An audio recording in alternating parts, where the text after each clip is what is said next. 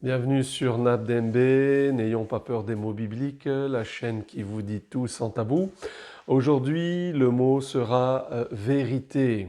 Le mot vérité est repris plus de 230 fois dans toute la Bible.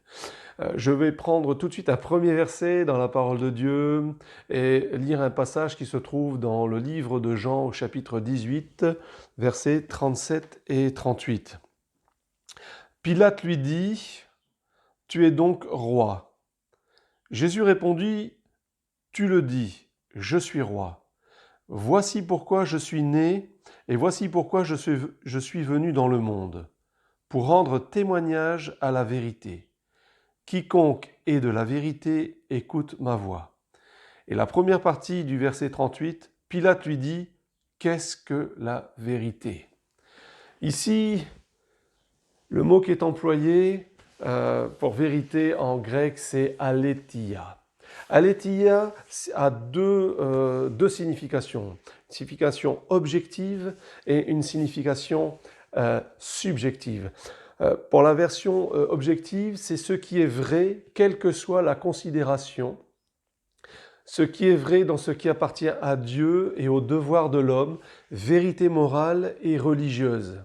La vérité enseignée dans la religion chrétienne, appuyée sur Dieu et l'exécution de ses desseins à travers Christ, dictant les devoirs de l'homme, rejetant les superstitions des païens et les inventions des Juifs et les opinions corrompues des faux enseignants pouvant se trouver parmi les chrétiens.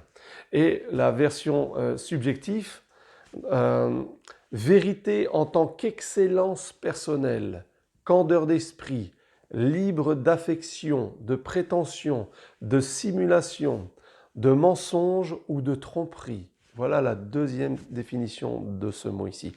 Lorsque Ponce Pilate pose cette question à Jésus-Christ, en fait, il a la réponse devant lui, en face de lui, devant les yeux.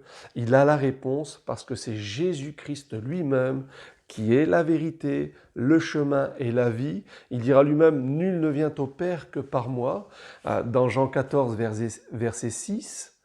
Et tout de suite un deuxième verset dans la parole de Dieu.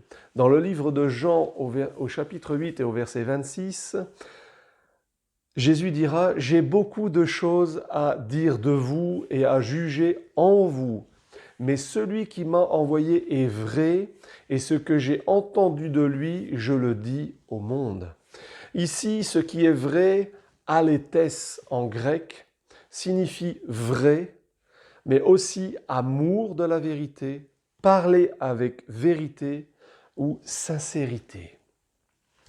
Lorsque Jésus parle ici, il dit que celui qui l'a envoyé est vrai, c'est-à-dire qu'il parle bien sûr de son Père, qu'il parle de l'amour de la vérité et qu'il parle aussi avec vérité.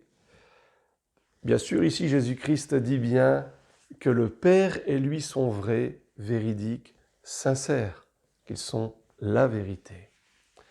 Un troisième verset tout de suite dans la parole de Dieu. Dans le livre de 1 Jean 5, chapitre, versets 20 et 21, nous savons aussi que le Fils de Dieu est venu et qui nous a donné l'intelligence pour connaître le véritable. Et nous sommes dans le véritable en son Fils Jésus-Christ. C'est lui qui est le Dieu véritable et la vie éternelle. Ici, le mot en grec qui a été pris, c'est alethinos. Alethinos signifie ce qui n'a pas seulement le nom et la ressemblance, mais qui a la réelle nature, correspond au nom dans le respect de l'idée. Signifié par le nom, le réel, le vrai, le véritable. Opposé à ce qui est factieux, contrefait, imaginaire, simulé ou prétendu. Les contrastes entre la vérité et ses ressemblances, opposés à ce qui est imparfait, défectueux, fragile, incertain, et il signifie aussi vrai et sincère.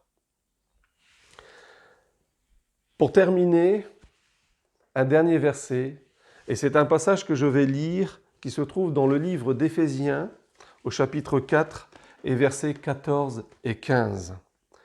Ainsi, nous ne serons plus des enfants flottants et entraînés à tout vent de doctrine, joués par les hommes avec leurs fourberies et leurs manœuvres séductrices. Mais en disant la vérité avec amour, nous croîtrons à tous égards en celui qui est le chef, Christ. Ici, le mot qui a été pris pour vérité, c'est aletuo. Aletuo signifie dire ou enseigner, professer la vérité.